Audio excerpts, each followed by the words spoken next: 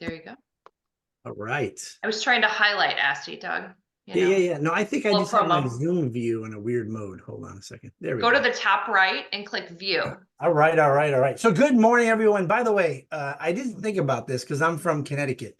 So anybody who joins a 10 o'clock Zoom from the West Coast should probably get some free, gear from UASA. What do you think, Sarah? Do they deserve that commitment for showing up at 6 in the? Is there anybody from the West Coast on here right now? Never mind. We don't have to give anything free away. Nobody's raising Okay, their I'll hand. come back then. Okay. All right. Well, good morning, everyone. As some familiar faces, you know how our laundry room works. This is an opportunity for collaboration and brainstorming ideas.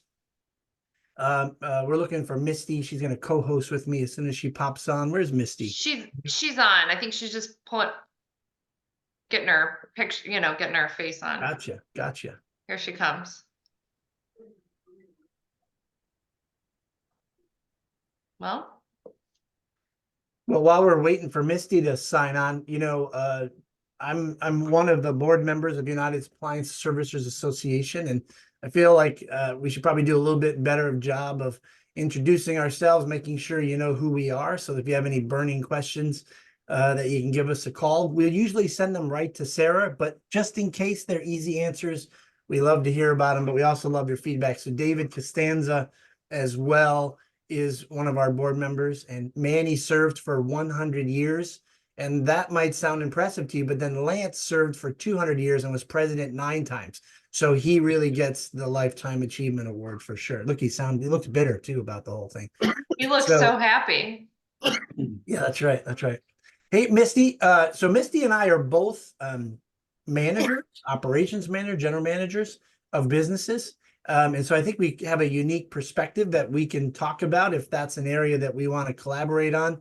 But Misty, new to the board in the sense that you've been with us a year now. Can you share a little bit about yourself and your business and your role in the business? Yeah, good morning, guys. Sorry, I'm a little late. For some reason, I had it on my calendar for 10. So my name is Misty. I'm with Westside Appliance. We're based out of Iowa. Been with the company for over 20 years. I'm the operations manager.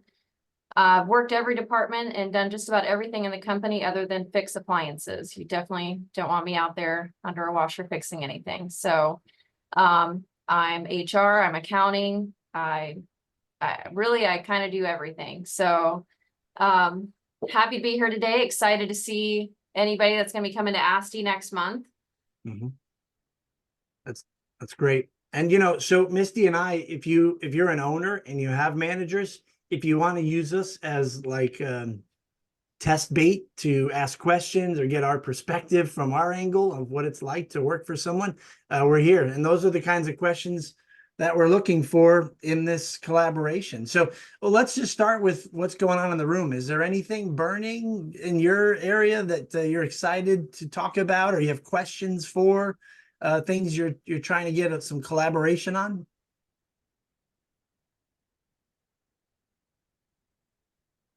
So I'll Yeah, share. hi, this is Michael Ruffino.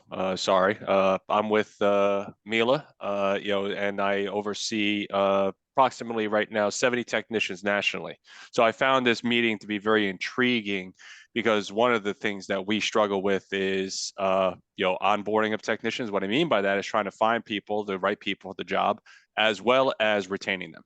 Right? I mean, we had a significantly high turnover rate this past year, so always interested to hear what other people are seeing in their respective businesses, because at the end of the day, the assets that we have are the lifeblood of what makes us money, right? Or they're the ones that generate the revenue. So if we can keep them, great. But if we're not able to keep them, what can we do to keep them? So thank you for the opportunity. Welcome Michael, to can I ask a question on that? Yes. Are you losing them to different industries, or are you losing them to competitors? That's a very good question, and it's a potpourri from what we see. We lose them to competitors. We are obviously with Mila being manufacturer, we lose them to sometimes GE, sometimes BSH.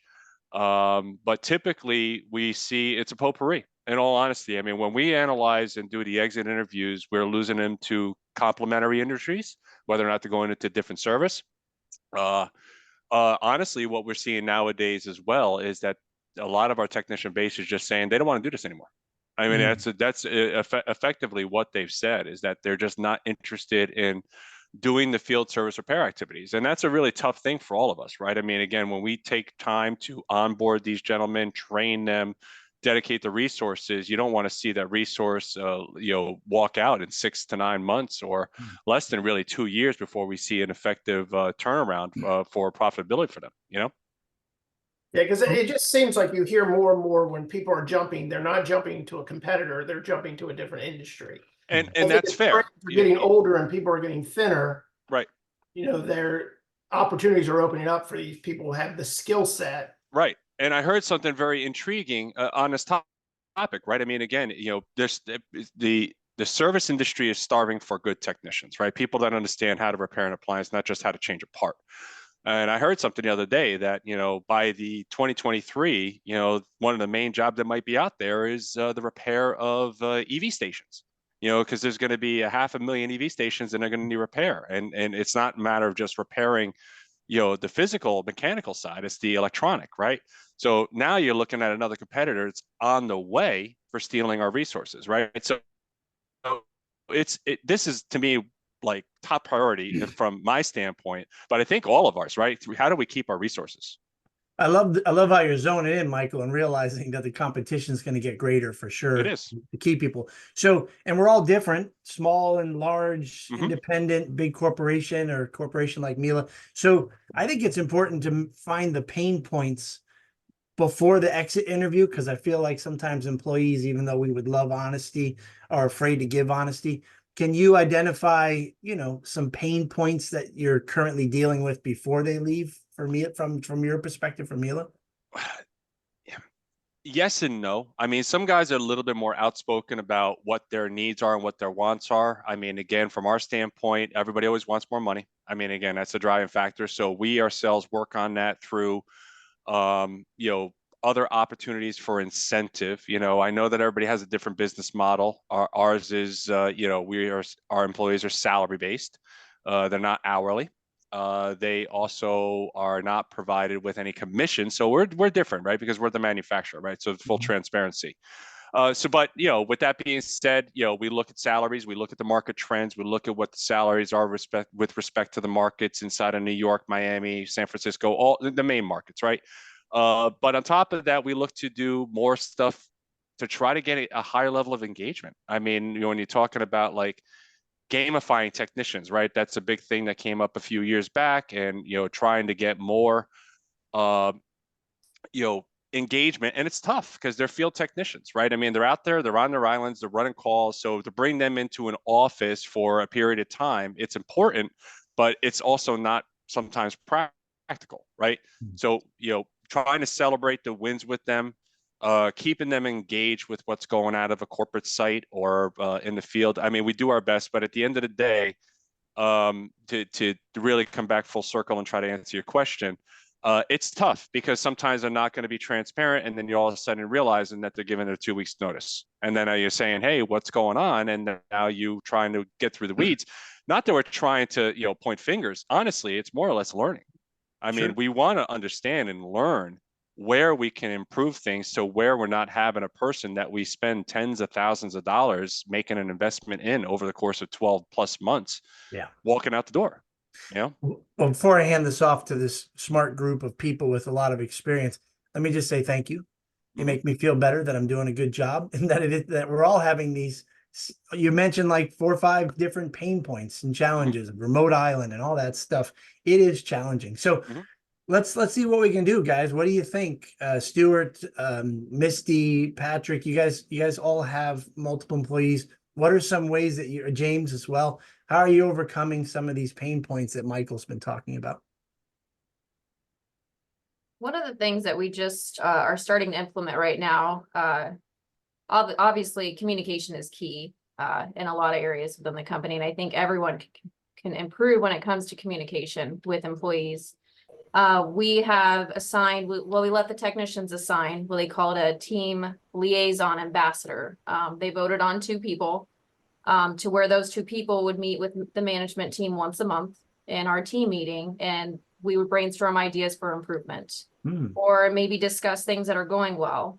We also did the same thing with the office staff. So we have 2 ambassador liaisons from the office, the support staff, and then we have 2 from the techs. And bringing them together once a month is key because sometimes the technicians may not look at it from an office standpoint, and the office may not look at it from the tech standpoint. So being able to actually brainstorm some ideas together to hit some pain points. And as when they voted for the team liaison for the technicians, we were kind of surprised. You know, we ended up with 2 technicians that are the completely opposite of one another, which I think is actually going to be a really good mix.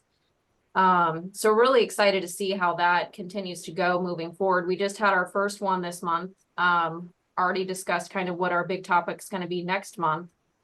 And it also kind of makes them feel heard. Sometimes employees would rather go to a coworker or a team liaison and voice some concerns that they have, and then that person can kind of bring it to the table and we can have an open discussion about it. Wow, that's exciting. That's really good, Misty. Bringing them into the bigger picture circle, and they can communicate things back, but also have that great voice that people might trust more as a team lead. That's really good, Misty. Well, and then they're a part of the decisions that are being made. You know, if That's we right. decide that we want to change a policy about something, Yeah. the team itself is vested in the change. Love that. Love that, man. Set the bar kind of high. What do you Key got? on Mark? that, I think, is she's getting buy-in. Yeah. That, you know, I know when we try to make changes over time, instead of me dictating it down, it's almost how do I sell them on this buy-in? And as soon as they buy in, they're willing to go forward. But it's unfortunately, it's sometimes a challenge. Love that. Love that. Yep. What else, guys?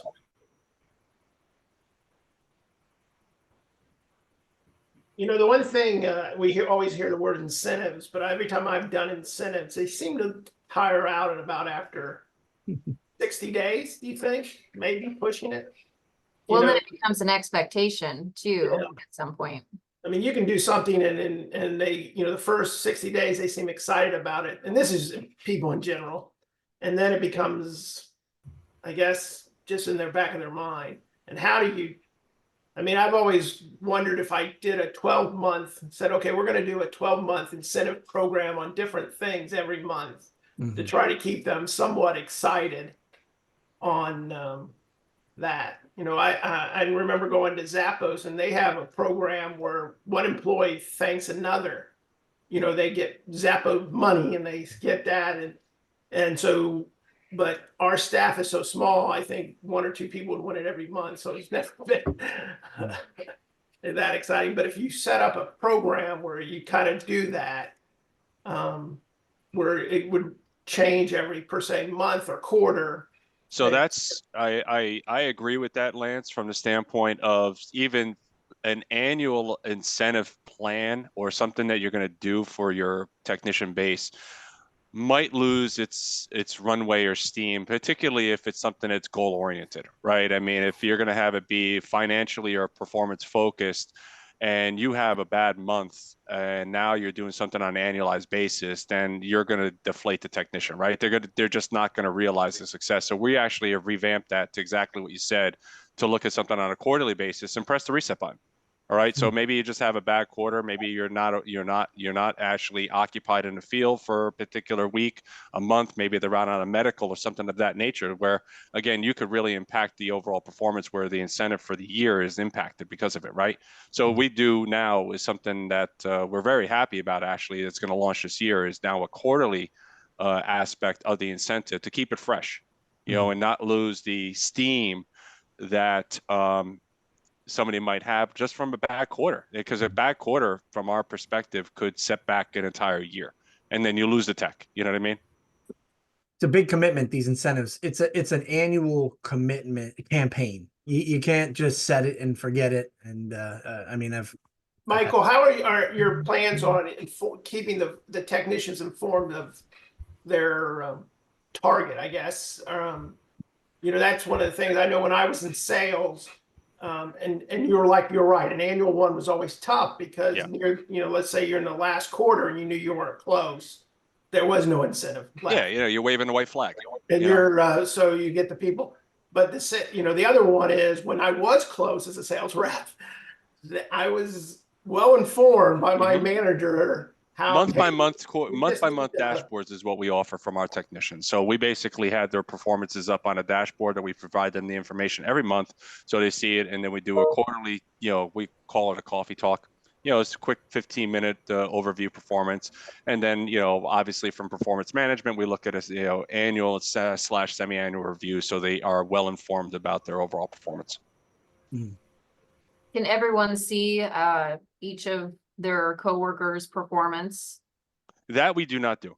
We show the team. So we are broken up into a variety of districts, about a half a dozen districts nationally. So we'll compare the team member to the district performance so they could see where they are as far as that's concerned, because we do want to maintain a level of privacy. Now, if they want to share with each other, that's on them, but we don't openly share that because it could be misconstrued as, look at how good he's doing versus how I'm doing type of thing. So we try to, honor the individual and compare them to the district performance.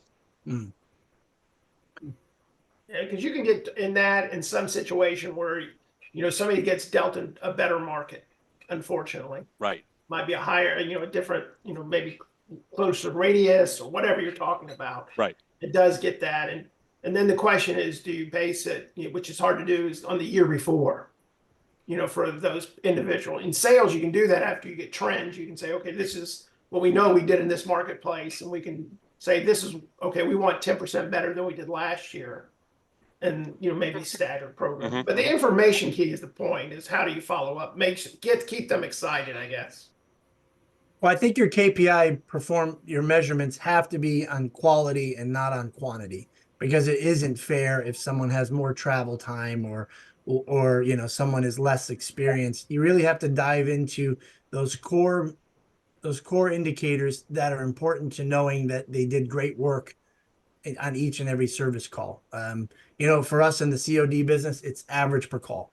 I think that's where I have to hone in on it more than revenue. Because if somebody's new and he's a rookie and he's doing 4 calls a day instead of 8, he's got to feel like he can compete. So that metric has to be something like average per call and callbacks and walk rates. I see a question just got asked. KPI means key performance indicator. It's basically what you do as far as management of your people. So KPI could be, or key performance indicators, first time fix, total revenue, the basic metrics that you are looking for from your personnel. Yep.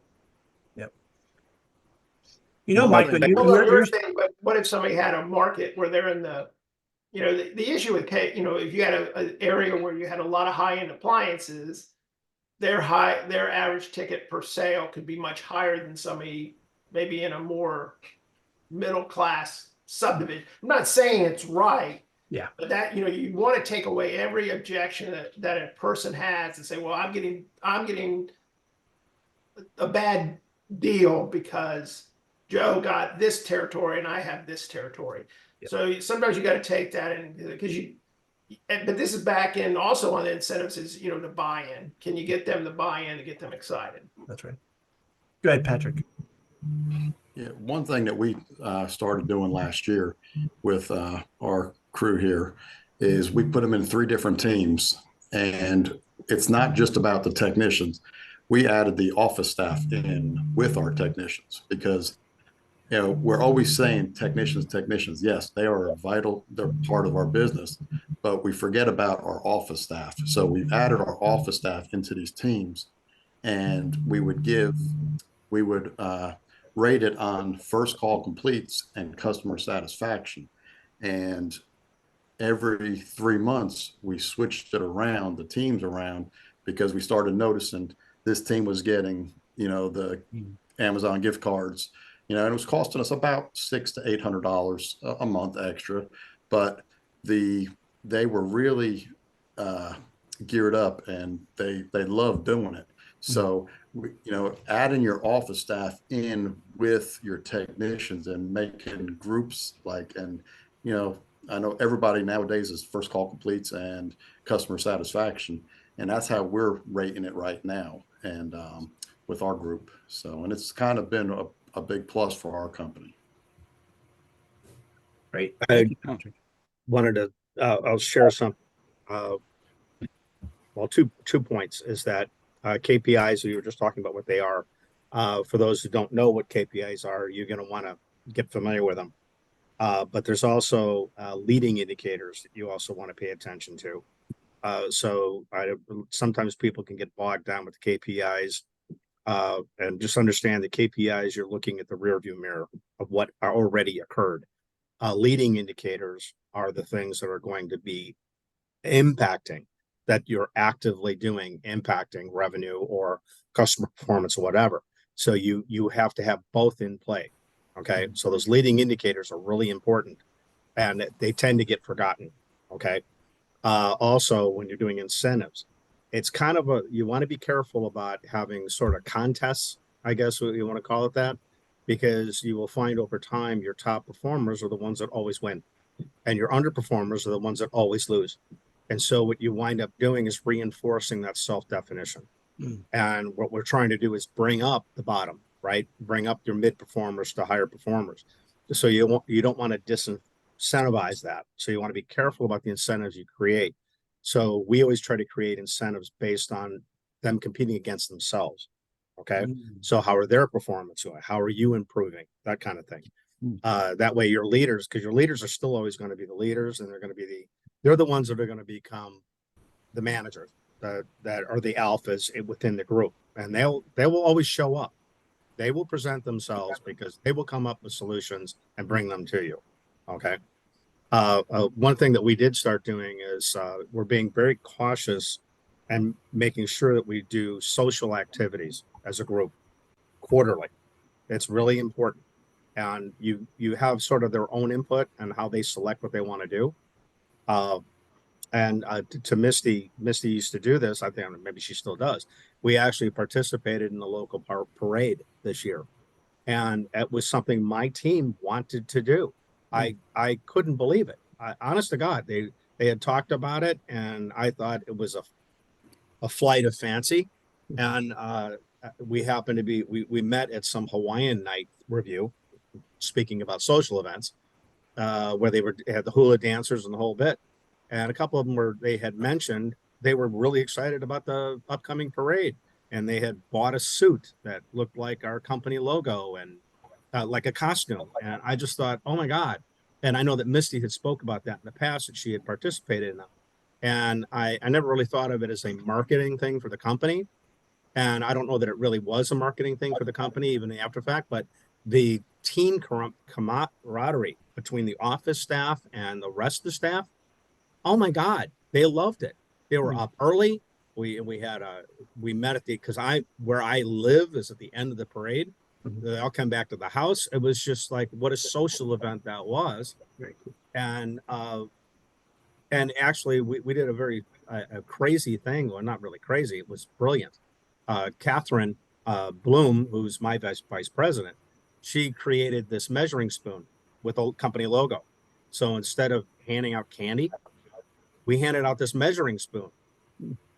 And when because everybody's giving the kids candy, and we were giving the parents measuring spoon. And as soon as they saw it, they loved it. We have people commenting on that, like, I use that doggone measuring spoon every single day. I can't believe I got it at your parade. But then the next quarter we'll go to Top Golf, and we'll just have a round of Top Golf and order some beers and food. Hey, James, can I ask you a question pertaining to these social events? Do you have a relatively small region that you manage with your business? Well, I have 28 employees. You have 28 employees in a particular, state, county? Because I mean, from my standpoint, what you're saying sounds great, but my problem is I've got 70 technicians throughout 5, time zones. Right. Well, that's where you would use the concept of the team event. Yeah. Where you would have your regional event. Yeah. As opposed to, like, you can't do it all together. You can't fly them all in because it's a bigger thing. Exactly. Right.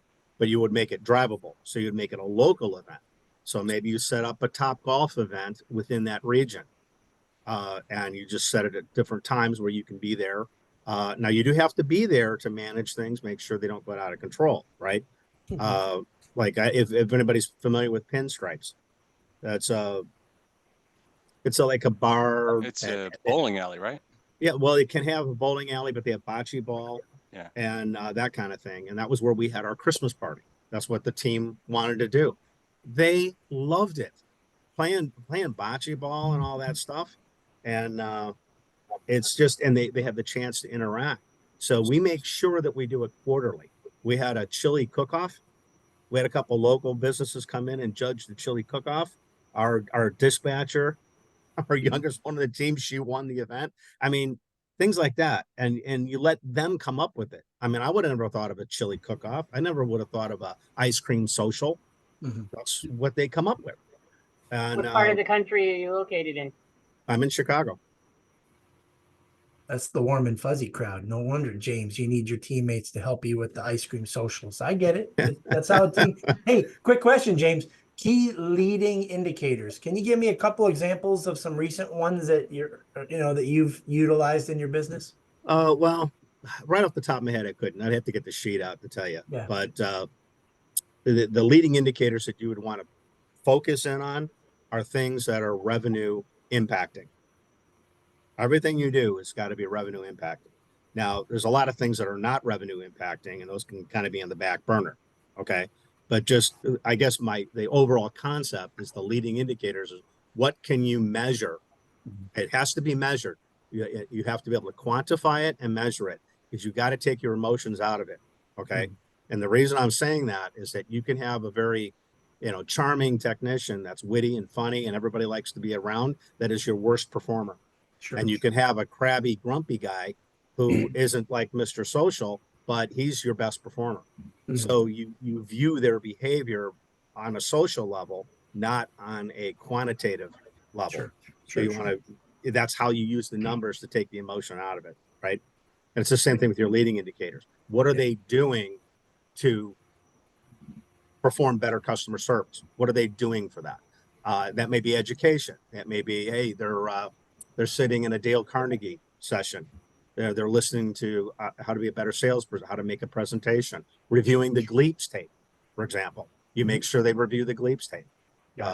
Have they done it? Are those leading indicators that have a better performance, better customer service? Yep. Those are tools that they need to be provided. Remember, the technicians, as a rule, because they didn't go into social services because they're people, right? They work with machines, they fix things, they move on. So sometimes the sales techniques, the social mannerisms, and how you explain the benefits of what they're doing to somebody, fixing a refrigerator versus replacing it, those are not tools that they necessarily have been provided, but it's a leading indicator of how they're going to perform and how they're going to be perceived. Makes sense. Makes sense. Right. All right. I'll meet back up with you and talk about them. James always want to take a phone call from anybody, by the way. Right, James? Oh, great. Thank you. Yeah, I love that. Absolutely. Anybody else on the Michael's question of, retaining it? It's funny.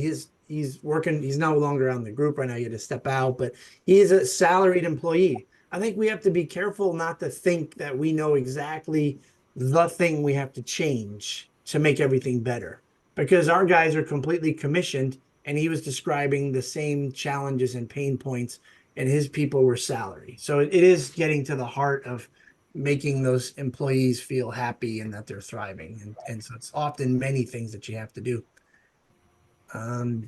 What else we got? What else is on your minds? It's the third week of January. What are you guys thinking about this first quarter post pandemic? Slow, busy. You're surprised? You're expecting what we're expecting? We're slowing down a little bit this time of year, but I think it's normal. Well, seems like we kept saying for years it's normal this time of year, but then we had years that went by that there was no slowdown. So I think last year and this year, kind of the first time in the past few years that we've actually had, the normal industry slowdown, I think, for the most part. For a few years, right, Misty? So have you prepared in any ways to keep the guys busy or to sustain that potential slow quarter? Have you strategized anything? Got anything in your back pocket in case they're all waiting for work on a Wednesday morning? Yeah, well, last year we took on another major brand, obviously, because that will help secure workflow years moving forward. So yeah, our owner's actually on this call too. Maybe he can chime in as well. I know this time of year we do fireplace repairs too. It's actually one of the things during a AST event. We were networking with a couple owners, and that was one of the repairs that they were doing, are fireplace repairs. That also at this time of year kind of helps pick up some business. A lot of our commission technicians do those repairs as well. So just trying to figure out what other types of lines of work that we can pick up to increase calls for them. Sure. Doug, can I ask James a question? He mentioned, and I had to step away for a little bit. James, you mentioned leading indicators. And you kind of said, well, you need to watch those too. What leading indicators, can you give me some examples of ones you do? Well, it's kind of a complicated question without going into what mine actually are.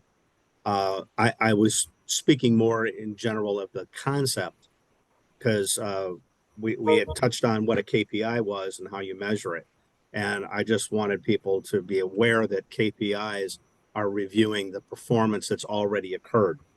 So when I say you're looking at it in the rearview mirror, that's what a KPI tells you. Okay. And you do need to inform them about that. We do it on a weekly basis. We have what we call the Bear Den, which is an internal website. So they can see it 24 hours a day and you look at their performances. And by the way, they do see the competitive numbers of what they are seeing. So, but they don't see hard numbers.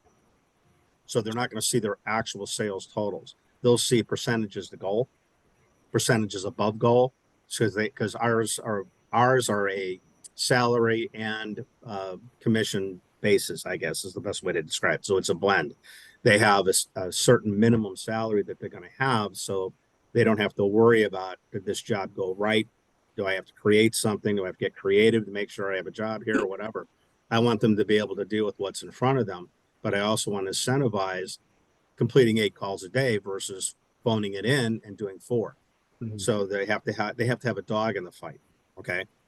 And so those KPIs are shared, but they're shared on a percentage to goal.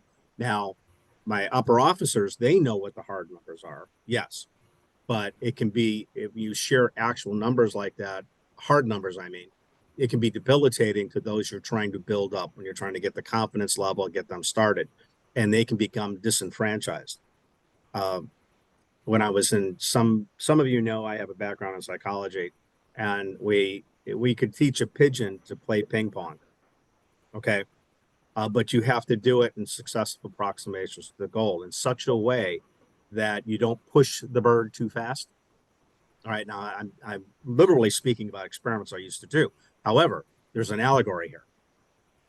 We would call it, and I think it's still called that, losing your bird, because you pushed it too hard, too fast to advance and train. And then then there's nothing that you can do to ever recover. So you want to be careful with human beings as well, as not trying to over incentivize them where you lose your bird, where, that's it. And they become disgruntled and they leave. That's why we see those annual programs wind up not working, because they don't move quick enough, right? It's too far off and the reinforcement isn't fast enough. So you want to do something quicker and change it all the time. There's an old, it's called the Hawthorne effect, but there was a study of the Hawthorne Melody Farms at the World War II to get people to produce more dairy because we were in a war effort, right? And so they tried to figure out, how can we incentivize people? Talking about incentives, right? They painted the walls, production went up, then it flatlined.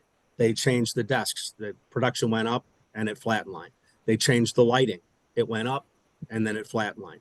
And what they realized, it wasn't the paint on the wall or the desks or the lighting. It was the attention they got from management. Yeah. The attention is what the incentive was. And so when you're providing attention, you want to make sure that it's for positive behaviors, not for negative of it. Okay. Great. So you always want to reinforce the positive. And that's hard, because if you're low performers, you want to be a cheerleader for them whenever they do something positive, and you have to bite your lip when they're not doing it right. And sometimes it's a long wait, Mhm. which is why you usually see my unanimated reaction, because I'm waiting for something to jump on and I can be a cheerleader for. And sometimes that's a doggone long wait. Yeah. So, and then getting back to your original question, Lance, leading indicators are something you want to also provide in your management system. So you want to look at your system, what makes them perform better that is happening literally right now today. What is something I can make sure that they're doing? Now, for example, that could be pre-screening your calls. Did they pre-screen the call? Did they note what they needed for the call?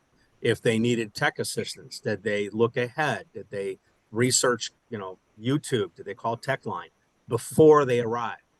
What are the leading indicators? So being prepared, having an organized truck. Frankly, something as simple as that. This goes back to like make your bed kind of thing.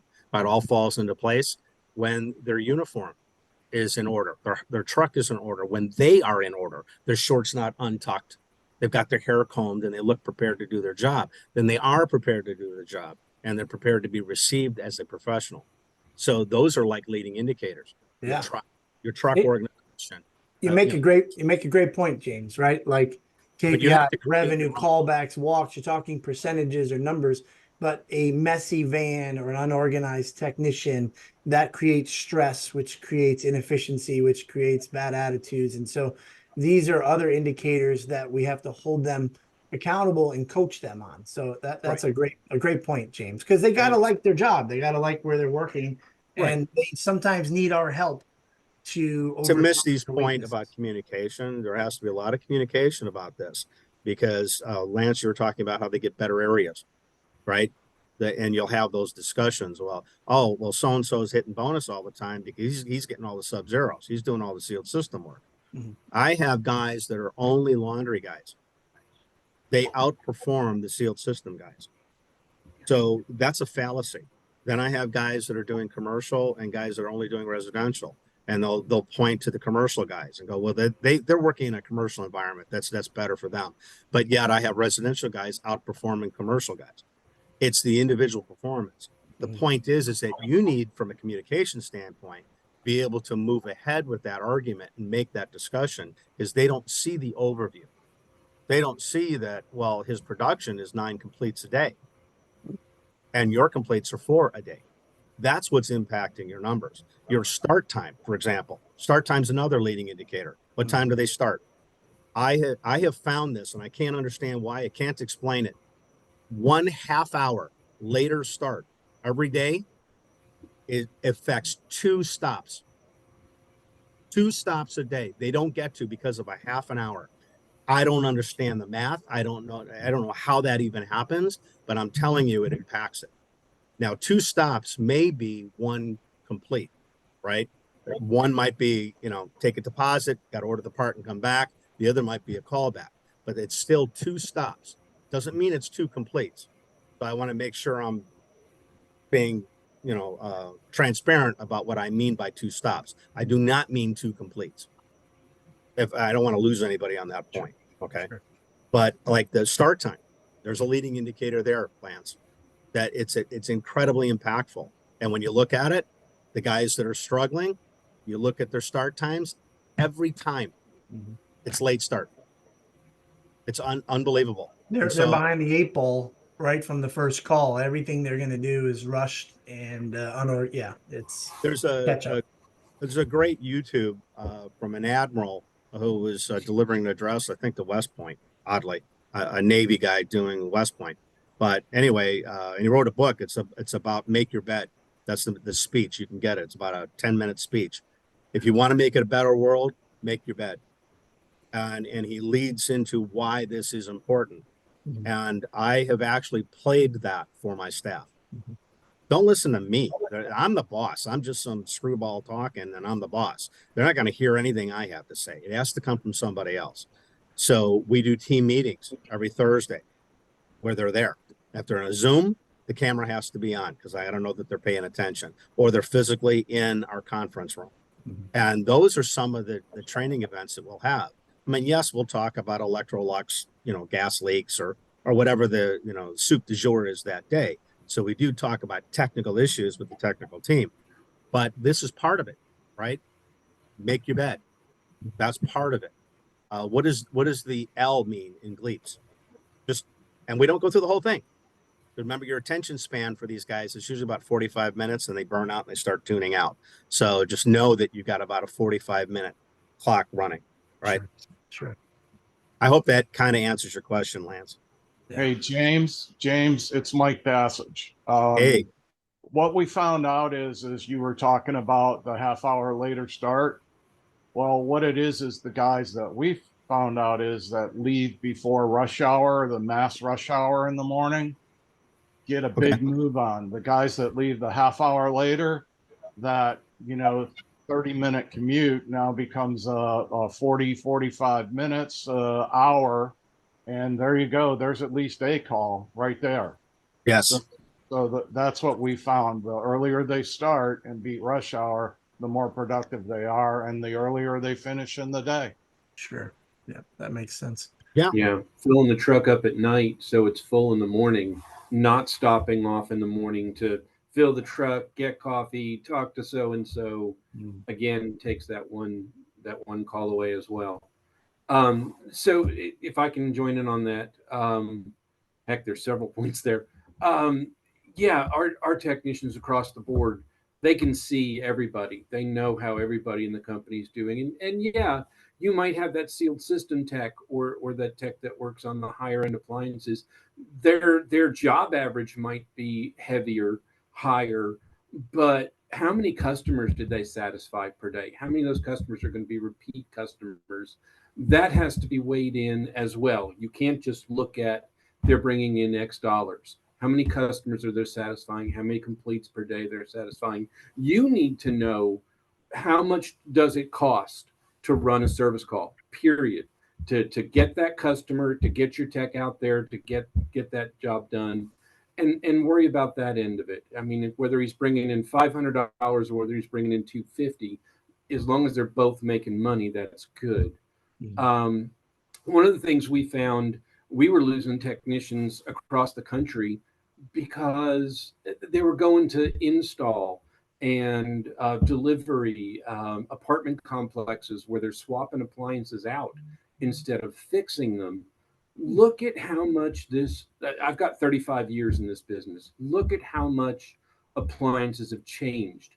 We went from almost purely mechanical to a little bit mechanical and a whole lot electronic. It's tougher. I had to know 110 and 220 volt.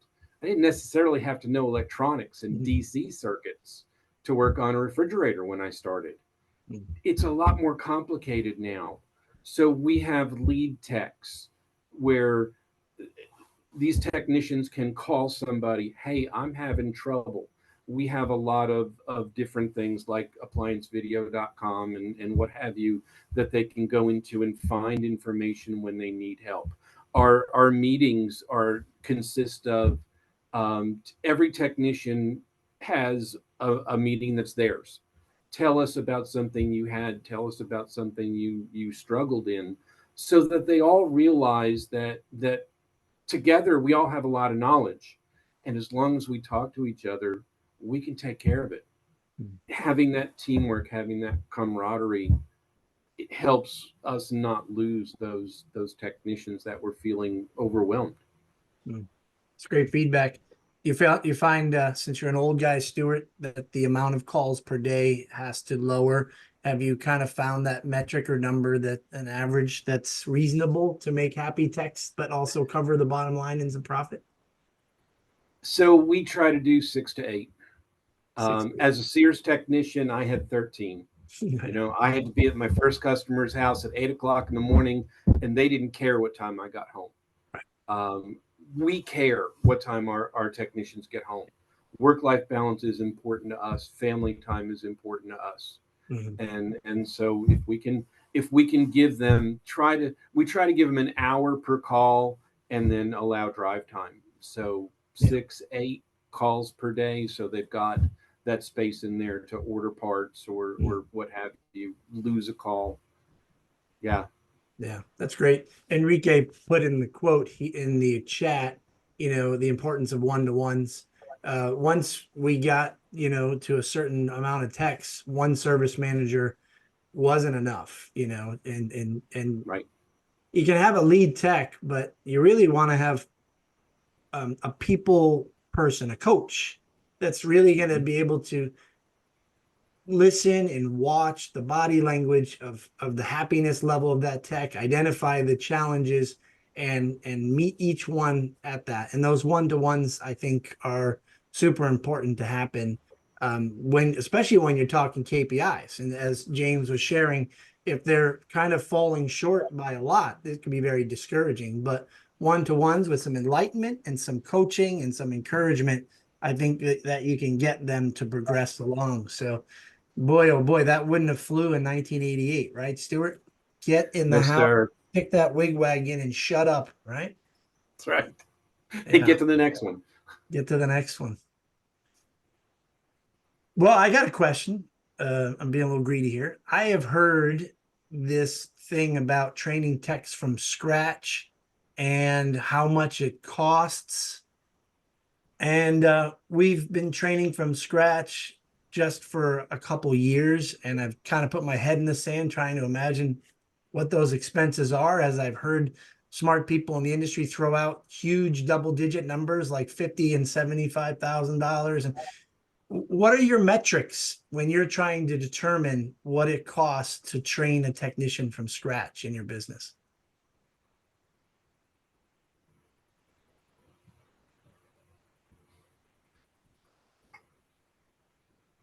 I can get them started, right? Doug. Yep. Yeah, Mike Passage. So the costs are going to be, first of all, you got to consider what their hourly rate is, and it's going to be a negative return until they actually go out on a service call and they actually charge for it and bring money in.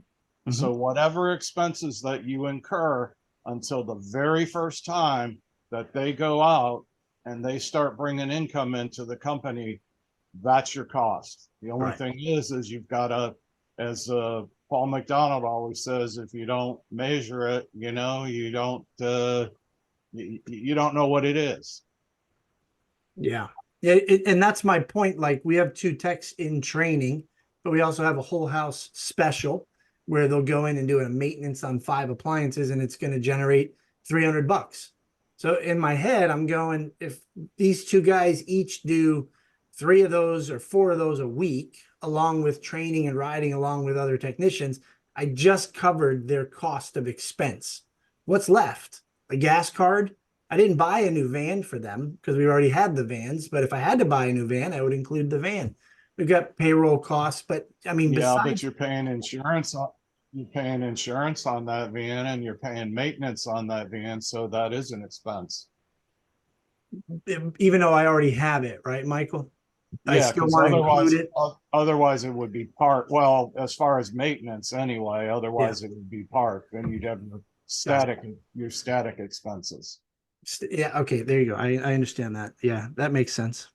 What else are we looking at? I mean, I know everyone has a different perspective of how long before they get out there to start generating revenue and taking care of your customers. But is there any other expenses that we're missing here? Because I don't know how you get to $75,000, $80,000 to train a tech from scratch if you can get them out there achieving goals and metrics to cover their cost and a little bit of profit within 4 months or 3 months or 6 months.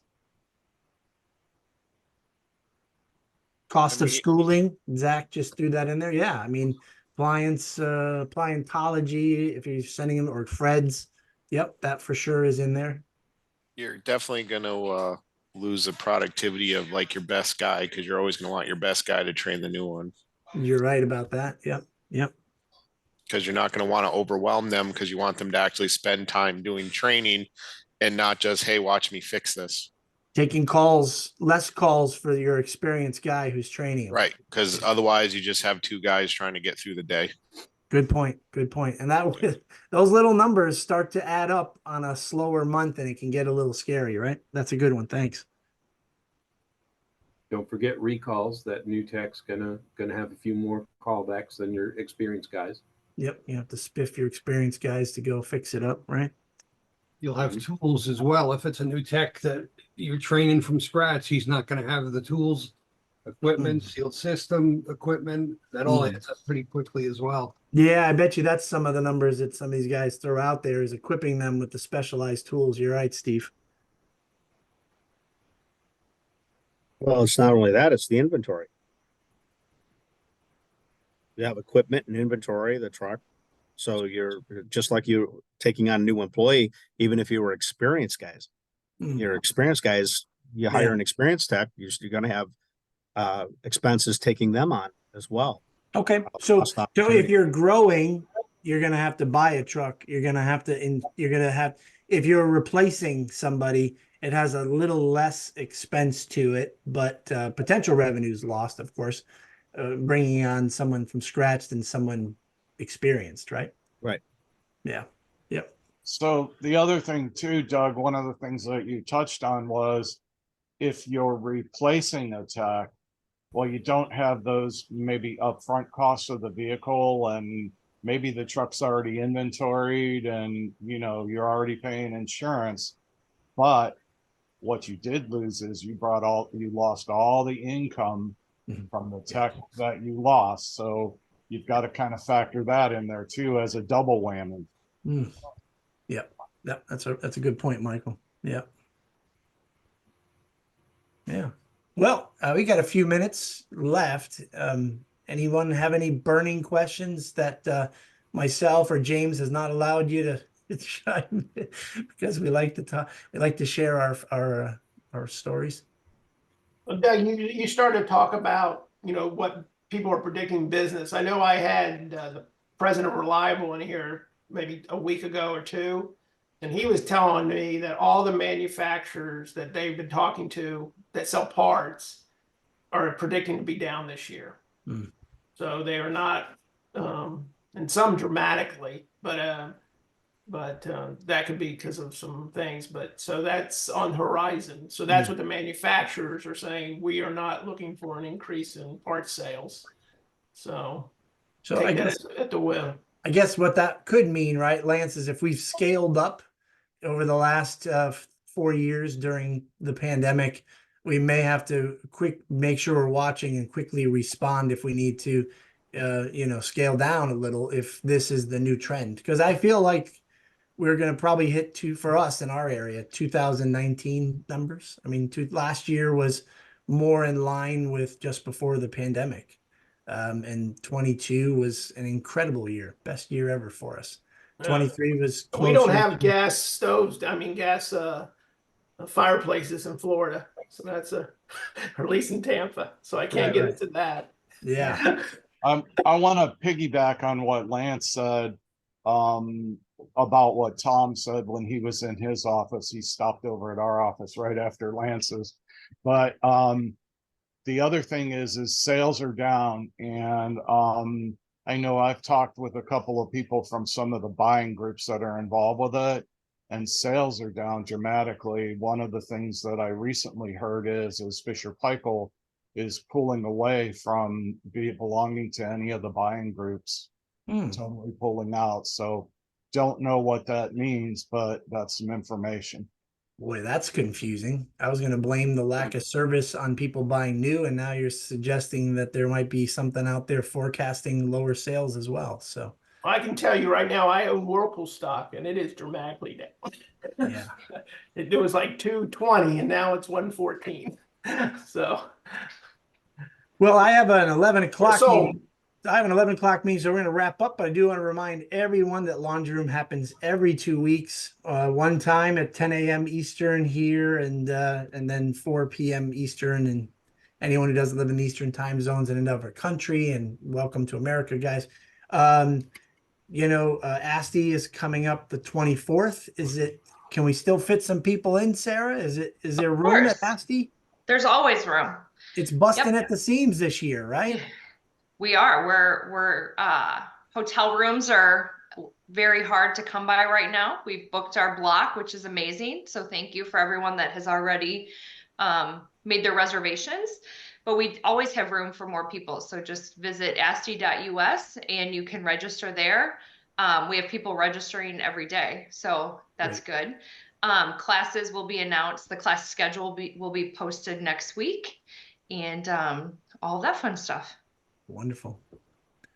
Thank you guys for all your wisdom and sharing. Enrique, you didn't speak, but you were typing like a madman. Thank you for sharing all your feedback and that approach as well. Yes.